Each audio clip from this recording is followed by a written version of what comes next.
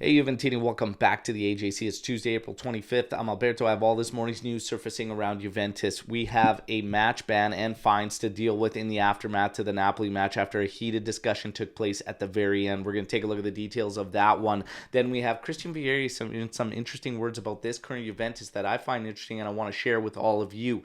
Then we have one Mercado rumor and, of course, Uefa and the sanctions they are looking to take place and put forth against Juventus and what Juve could have to deal with come June. Then, of course, tomorrow is the second leg in the semifinal of the Coppa Italia against Inter. We have Max Allegri's press conference that we're going to break down for you, all right? So, like the video, subscribe to the channel. Now, let's get into it, all right? We're going to kick things off remembering one of ours, all right? Someone who will always be a Bianconera, Andrea Fortunato. On this day in 1995, he actually passed away from leukemia. He was one of the most promising fullbacks in the game, and he's always going to remain in our hearts. So thoughts today are with Andrea Fortunato. All right. Now, Landucci.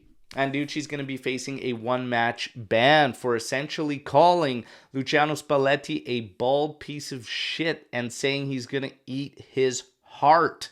All right, so that took place at the end of the Napoli game. A heated altercation between Landucci, Spalletti, and even Max getting involved, flashing his fingers, saying you've only won one Scudetto. So things got heated. Juve is also facing a 15,000 euro fine for their fans and insults towards the referee and insults towards Napoli fans. I am still waiting for what Napoli is going to face for the insults sent towards Quadrado in the corner and actually throwing items at him, one being a lighter, all right?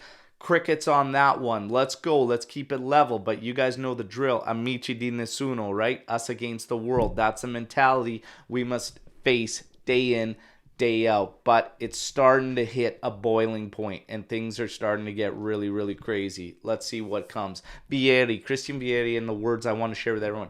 He was basically talking about this current event and saying in the Europa League, they're the strongest team remaining.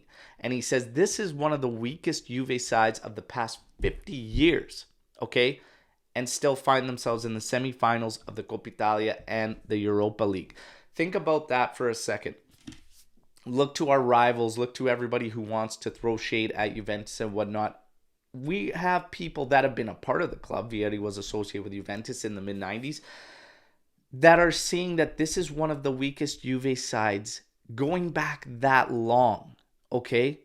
And we are still top four, Coppa Italia semifinal Europa League. It is not all doom and gloom, people, because if we were going to take the weakest side of some of these other teams and top teams in Italy and say the weakest sides over 50 years, like, they're nowhere close to this. That's why for me, like, we're not far off of where we need to be. We still need a little bit more roster cleanup, and I think our approach to games can be strengthened, and I think we have a lot to work on the pitch, but we are not far off by any means.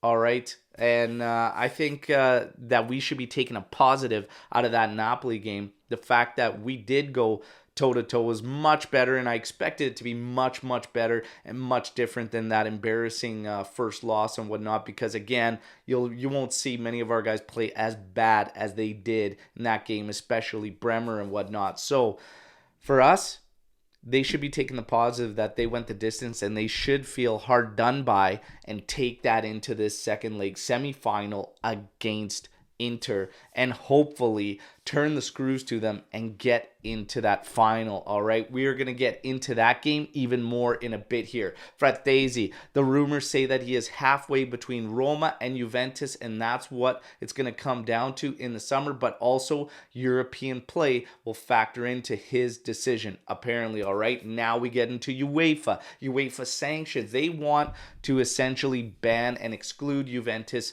from the competitions next season. Now, they are waiting for the results of the salary maneuver case and the financial cases that Juventus face. However, what's being reported is that even if they're not going to get that decision, because they probably aren't going to get that before UEFA has to confirm all the clubs for next season's set of competitions, which will be late June, they might issue the sanctions themselves. because they also do have their own independent investigation in working off what's stemming from the financial cases and everything. So UEFA will probably push for that. Hey, it's something we've been waiting for. I think it's a bit ridiculous considering that we technically would not have even faced punishment or known the results of that salary case.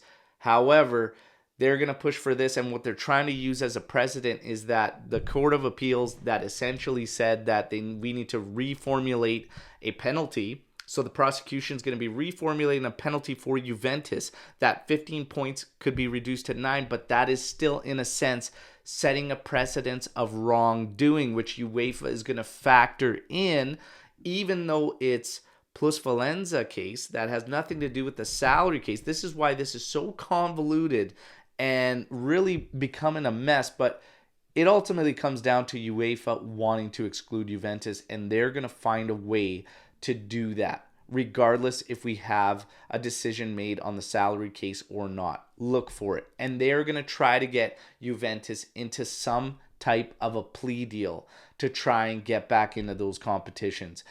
Everything is so far from order. It's going to get messy. We just need to take it one step, one day at a time. But this is the latest set of rumors and reports on what UEFA is going to be doing with Juventus.